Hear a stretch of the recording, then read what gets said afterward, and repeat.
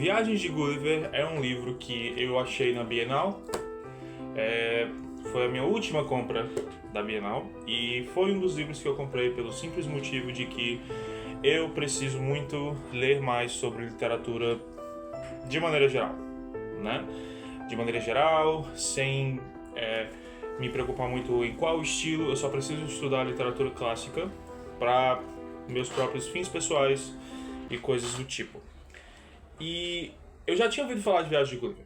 Eu ouvi falar, eu nunca assisti uma cena aqui e ali do filme do Jack Black de 2010 e meio que foi só isso.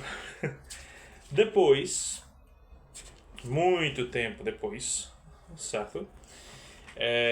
Eu fui descobrir que se tratava de um livro. Sempre achei que fosse realmente um filme do Jack Black, meio que ficou por isso mesmo. E eu soube que era um livro, e eu pensei, deve ser um livro contemporâneo, mas não, esse livro aqui, ele foi publicado, eu não vou saber exatamente a data fechada, mas o livro em si foi publicado no século XVIII, 1700 e bolinhas, certo? Esse livro é bem antigo. É um dos maiores clássicos da literatura inglesa e é bem maior, é bem mais expansivo do que o filme que você provavelmente assistiu relacionado a Gulliver's Travels, né? Quando o pessoal fala de Gulliver's Travels, o pessoal geralmente está falando da situação em Lilliput, né? Falando sobre Lilliput, falando sobre esse cara gigante que entrou no país e ele é enorme e todas as pessoas são bem pequenininhas e tal. Talvez quando a gente fala de Lilliput, quando a gente fala de Gulliver's Travels, isso é provavelmente a coisa que você pensa, mas não. É bem maior do que isso. Ou você acha mesmo que eles iriam conseguir preencher 296 páginas só com aquela história de cara grande e pessoas pequenas? Não, definitivamente não. O que acontece, certo, é que esse livro aqui, na verdade, é um grande estudo sobre a humanidade em si. Sobre a humanidade, sobre o que é ser humano, o que é ser racional, todo esse tipo de coisa. Tudo isso tem a ver com Viagem de Gulliver. É um grande estudo sobre o ser humano, sobre a racionalidade, sobre o que é civilização em frente a vários outros estilos e visões exóticas. É uma coisa bem louca, né? Mas tudo bem. Por que isso importa? Porque quando a gente fala de A Viagem de Gulliver, de novo, a gente pensa em Lilliput. A gente pensa na primeira viagem que Gulliver faz para conhecer o mundo, porque francamente todo o motivo dele é esse, e o tempo que ele passa no país de Lilliput, que é um país onde tem pessoas pequenininhas e tal. Mas eu tô tendo o tempo todo que manter o livro aberto aqui, porque eu não consigo me lembrar de jeito nenhum de alguns dos nomes que são apresentados aqui, de maneira alguma, certo? A gente tem Brobdingnag, Laputa e o país dos Howins. Eu acho que o correto seria colocar talvez falar como o país dos... desse jeito aí. Então, fazer o quê? Mas enfim, cada uma dessas visitas que ele faz são totalmente exploradas e elaboradas e descobertas. São grandes explorações sobre o ser humano. São viagens, são jornadas que fazem o protagonista, o Gulliver, reconsiderar o que ele entende, reconsiderar seu estilo de vida, reconsiderar o que ele considera bom, o que ele considera positivo, fantástico, o que ele considera correto. Caramba! E ok, os dois primeiros países são, francamente, assim, a parte menos interessante do livro. Lilliput, especialmente. Quando o pessoal fala de Lilliput, as pessoas geralmente imaginam exatamente o que é, né? A sociedade muito parecida com a sociedade europeia, mesmos Mesmo estilo, mesmo estilo monárquico, estilo econômico parecido e por aí vai. Só que a diferença é que as pessoas são pequenininhas, em um mundo pequenininho. Porque não são só as pessoas, tudo é pequeno. Quando eu comecei a ler esse livro, eu achava que ia ser uma série de relatos irritantes, frustrantes e nojentos também. Ele tem todo esse momento em que ele vai falar sobre como foi preciso ele se aliviar, como ele salvou a torre da rainha urinando nela e tudo mais, tipo, e enquanto eu tava lendo isso eu ficava pensando, poxa, é sério que é isso mesmo que você vai fazer comigo? É sério que o nível é esse, entende? Foi bem frustrante, foi bem frustrante. Mas aí, não foi o final do mundo, certo? Porque o que entra depois, que é o país Brobdingnag, esses nomes são difíceis, Brobdingnag. Quando se trata de Brobdingnag, é o completo oposto. Agora, o Gulliver é pequenininho numa nação de gigantes. E é, de novo, muito parecido com o nosso, certo? Muito parecido com a sociedade europeia da época, eu falo nosso, mas sociedade europeia da época e tudo mais. Que, beleza, tá bom, tranquilo, eu acho, né?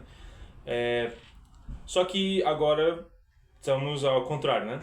A gente começa a falar sobre esses caras gigantes e tudo, e o Gulliver começa a se sentir minúsculo, pequeno e tudo mais. E aqui a gente meio que tem uma das principais características do narrador, eu ia falar autor, mas do narrador, que vai ser notável, especialmente quando a gente chegar no país dos Howens, que é o quão fácil, talvez não fácil, mas o quão o narrador ele se perde, ele se deixa levar pelos pensamentos, pelas ideias das outras nações, né? Em como ele fica assim, ele se sente perdido, ele começa a se considerar insignificante, pequeno, na frente dos habitantes de Brobdingnag. E tipo, sei lá, tipo assim, como ele passa anos em cada um desses países, né? Naturalmente isso significa que a perspectiva dele começa a mudar em relação a muitas coisas. Mas tudo bem. E agora que a gente falou de Lilliput e falamos de Brobdingnag, eu posso falar que eu tive um probleminha um pouquinho grande demais com esse trecho, com essa parte, com essas duas partes da história, que é justamente a questão da escala. Tem vezes que, quando o narrador está falando, ele parece estar falando dos Lilliputianos ou do povo de Brobdingnag, ele está falando a escala dele de maneira estranha. Ele fala por vezes como se eu era capaz de segurar um Lilliputiano como se eu estivesse segurando um brinquedo, né? Então você imagina que ele pegava a pessoa e tipo assim, a cabeça ficaria aqui, os pés aqui, que beleza, pequeno o suficiente, ok?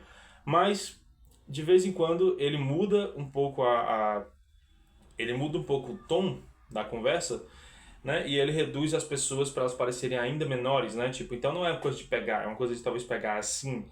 Ele fala que eles tinham espadas de 2 centímetros e tal, e eu começo a pensar, poxa, 2 centímetros tá um pouco grande pro que ele tá tentando explicar.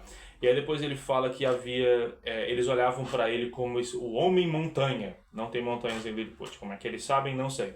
Mas o homem montanha, mas ao mesmo tempo ele é perfeitamente passível de entrar em um templo que eles construíram. Então, tipo assim, o que é que tá rolando, entendeu? A mesma coisa acontece em Brobdingnag. Ele fala que ele consegue ver as imperfeições das peles dos gigantes de maneira muito mais pesada, muito mais intensa e tudo, que, ok, justo, talvez, ok, eu acho. Mas, ao mesmo tempo, você fica se perguntando se a escala não tá um pouco estranha. Porque, às vezes, quando ele fala que uma criança tem cerca de quase 9 metros, e ele fala, eles puxaram uma espada gigantesca de 6 metros, eu fico, pera, como assim? Entendeu? Eu tô achando essa espada pequena.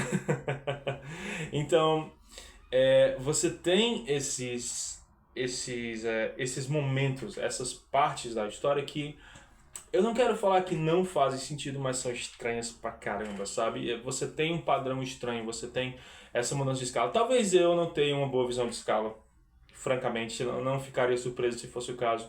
Eu sou muito ruim com certas noções e tal, então nada mais justo. Talvez seja só eu.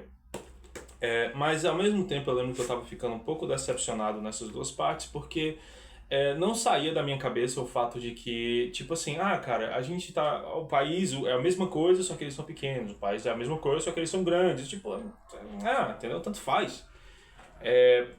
Isso não é tão interessante. Tem toda uma conversa sobre a glória da Inglaterra e tudo. E ele fala sobre a questão de guerras e coisa que aterroriza o rei de Brobdingnag, que é interessante. Um gigante que não sabe o que são armas e explosões e nada disso. É curioso, né?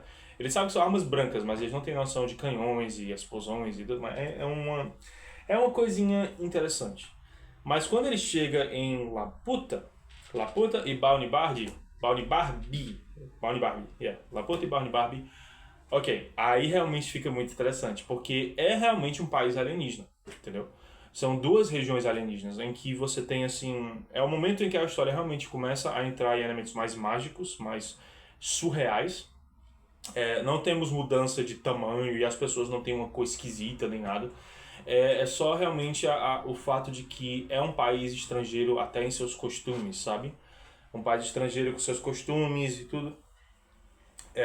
Dá a entender que é um pouquinho machista, porque a gente tem as explicações de que os homens de Laputa, eles estão sempre consumidos assim por essa procura por conhecimento e esse desespero em saber como é que vai ser o sol, se o sol vai explodir ou não, o que é que vai acontecer. Eles ficam o tempo todo processando, tanto que eles precisam sempre do que eles chamam de um batedor, uma pessoa que está por perto para bater nos olhos, bater na orelha, pra pessoa poder se ligar e ficar, estão falando comigo, entendeu? Tipo, é curioso, é interessante.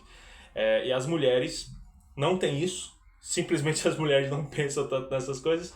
É por isso que eu quero falar que talvez seja um pouco machista, porque implica que os homens, eles estão sempre presos em pensamento profundo e pensando muito sobre coisas e tal, e muito assim, e as mulheres são mais leves, são mais desinteressadas nesse pensamento profundo, mas ao mesmo tempo também pode ser o contrário, simplesmente falar, os homens são tão densos que eles ficam perdidos pensando besteira, enquanto as mulheres ficam tentando viver a vida que está acontecendo agora, né? É interessante. É a parte mais interessante. E Barbie é fascinante também. Tipo assim, toda a proposta dessa sessão, que essa é uma grande viagem que ele faz, ele não passa 7 anos em algum lugar, ele apenas viaja de uma parte para outra. Laputa tem toda essa conversa dessas preocupações cósmicas, elementais, enquanto que coisas que estão acontecendo agora são muito mais frágeis e estão sofrendo muito, né? A questão da fome. Tem toda uma crítica sobre pessoas que estão assim desesperadas por planejar, inventar coisas, mas nenhuma das coisas que elas inventam são úteis ou importantes ou sequer funcionam. Então é um momento assim mais crítico e que eu gostei pra caramba. Foi a minha parte favorita do livro, na verdade. Valeu a pena passar por toda aquela descrição ridícula para chegar lá, né? E aí é espetacular, é simplesmente espetacular, né? É uma conversa muito interessante sobre o quão não importa o quanto você acha que você pode fazer alguma coisa especial e tal, se você não tem nada para mostrar, se você só quer fazer uma coisa especial pelo bem de fazer uma coisa especial, né? É uma conversa muito interessante. E aí por último a gente tem o país dos Rohins. E o país dos Rohins, eles são a parte que o narrador me perdeu totalmente e ele infelizmente não me recuperou. Não porque a parte, o que acontece no país dos Rohins é ruim, mas porque o narrador em si, é aquele negócio que eu falei mais cedo, ele se deixa levar por algumas coisas, por algumas ideias, entende? Os Rohins são uma espécie de cavalo, falante, que indo pela descrição dele é um cavalo. É um cavalo normal, só que é capaz de usar as patas dianteiras como se fossem mãos, só que sem ser mãos, continuam sendo cascos, né? E são extremamente inteligentes. extremamente inteligentes e extremamente racionais. Só que ao mesmo tempo você tem lá o que eles chamam de Yahoos, que são tipo assim, são criaturas humanoides, certo? A maneira como a história trata dá a entender que, assim, a minha interpretação dos Yahoos é que eles eram seres humanos deformados, grandes, feios, tipo, com membros, pela minha interpretação, né, totalmente assimétricos, uma coisa, um purê de batata de gente, na verdade, né? Eu não sei se isso faz sentido, mas é a explicação que eu vou usar. E com rostos deformados e tudo mais, tipo... então, assim, dá a entender que você tem esses monstros e tal, porque o Gulliver, ele imediatamente sente uma aversão muito grande por essas coisas, né? E é aqui que meio que acontece um dos pontos mais sutis e um dos pontos mais interessantes também do livro, que é a discussão sobre o que é racional. Quando o Gulliver vai falar sobre a sociedade dele pro senhor dele, né? Um cavalo, um dos Huns. Eu não lembro se é o cinzento agora, eu acho que era. Ou é o cinzento ou era o marrom, agora fiquei na dúvida qual era. Mas quando ele vai falar sobre isso, sobre a sociedade, o Rowan fica assim chocado e fala: mas como pode vocês serem tão racionais, mas terem atos tão estúpidos e não sei o que? E isso faz o próprio Gulliver duvidar da própria capacidade da humanidade, entendeu? E ele começa a espelhar muito as barbaridades que acontecem na sociedade humana com os Yahoos, né? Que eles explicam que seguem rotinas e coisas parecidas e tal, só que de maneira muito mais bestial, né? Existe uma teoria sobre de onde eles vieram e tal, dá-se a entender que eles eram europeus que se perderam na Ilha dos Rohins, tipo, eram dois europeus e um homem e uma mulher, e aí eles começaram a procriar e foram se bestializando com o passar dos séculos, né? O que é bizarro porque, tipo assim, como é que você gera uma população inteira só com duas pessoas? Não é assim que isso funciona. Não, bom, acho que explicaria a deformidade, né? Talvez. Mas, tipo, é uma coisa muito assim. E quando eu fui olhar, eu assisti um vídeo do TED em relação à distopia, eles falam de Gulliver lá e eles botam um retrato dos Yahoos lá dentro que é só um ser humano peludo, né? E aí eu fiquei, ok, interessante, parece até que talvez a minha visão tivesse errada, não sei. Mas, tipo assim, a maneira como o Gulliver, ele começa a desejar que ele fosse passar o resto da vida dele com os Howins. O resto da vida dele é em frente àquelas criaturas magníficas e racionais e não sei o que. Mas completamente perdendo o fato de que porque toda vez que ele fala sobre os seres humanos, ele fala das coisas ruins, entendeu? Ele fala que, porque na nossa sociedade nós temos batedores de carteira, temos advogados, temos não sei o que, não sei o que, não sei o que. Eu tenho a impressão de que o Jonathan Swift não gosta de advogados, eu vou só mencionar isso aqui rapidinho, porque, meu Deus do céu, como ele escolheu advogado nesse negócio, é loucura. Então, toda vez que o Gulliver fala dessas coisas, ele fica. Ele foca muito no lado negativo, entende? Ele não fala sobre as belezas da arte, a literatura, ele não entra nesses tópicos. Ele não entra nisso, jamais. Ele nunca entra nesse assunto. Então, pelo menos não por muito tempo. Ele sempre volta pra falar de batedores de carteira, políticos, não sei o quê. Poxa, é claro que o cavalo vai achar que a gente é ruim, cara. Só dizendo. A maneira como eles falam dos cavalos, como os cavalos são tratados e tal, que justo. Bestial, é bastante bárbaro, com certeza.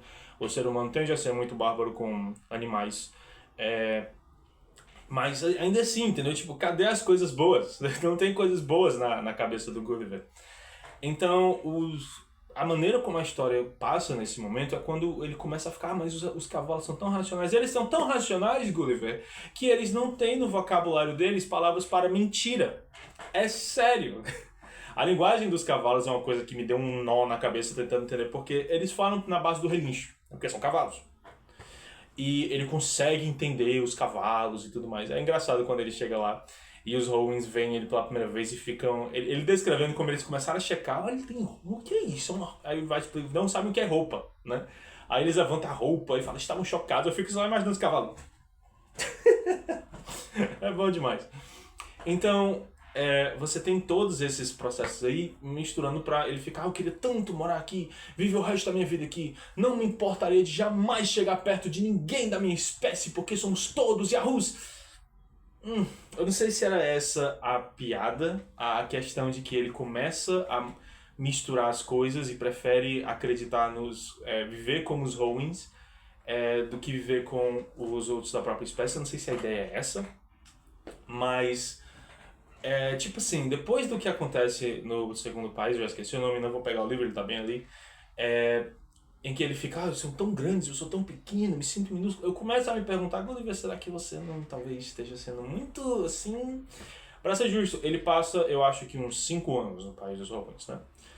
Passa 5 anos falando como cavalo, tentando andar como cavalo e tudo mais, então fica esquisito pra ele, sim. Eu entendo que tem um grande impacto da psique, né? Mas é o fato de que ele nunca se prende, ele nunca tem uma coisa que prenda ele à terra-mãe, né? Tipo,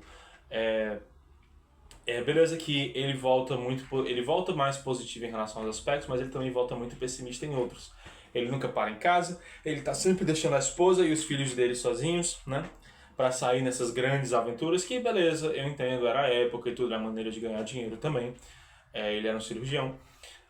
Mas, tipo assim, ao mesmo tempo, ele entra nessas experiências, eu acho que ele acaba se envolvendo muito e se alterando muito. Não, de novo, talvez essa fosse a intenção.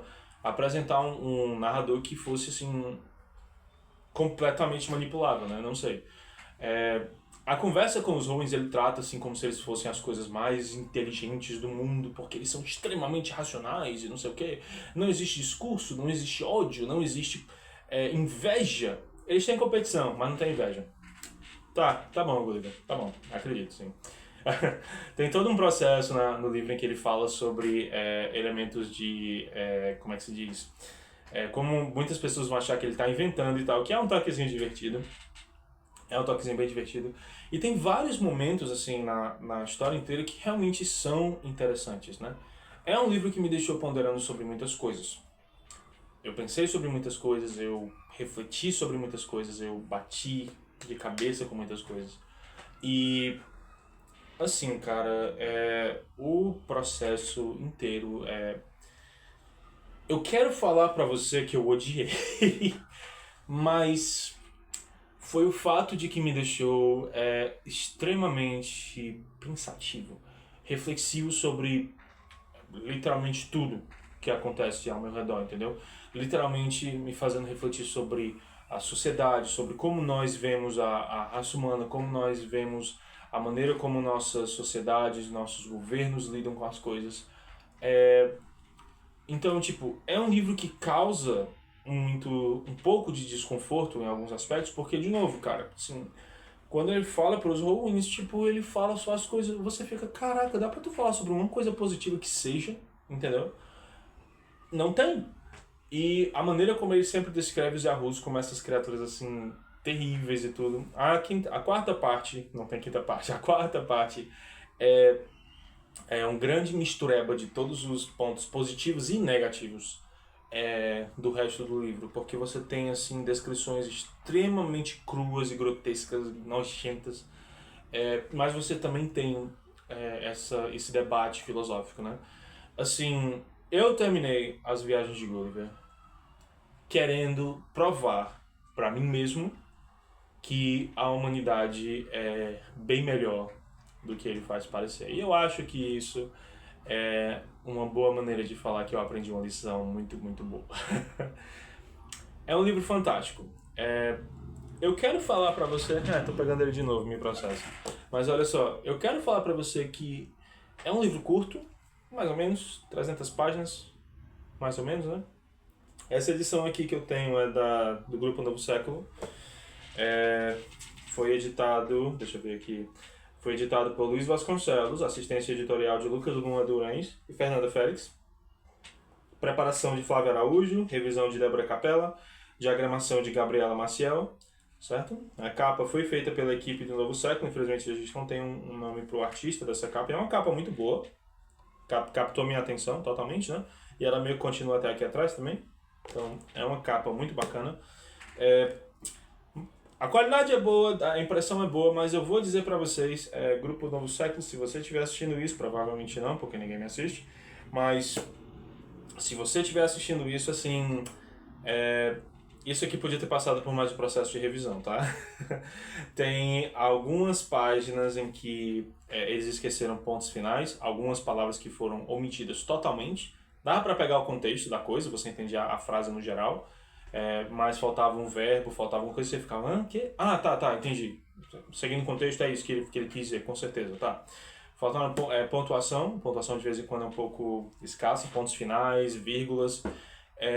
Eu, inclusive, percebi uma linha em particular que estava sem espaço nenhum.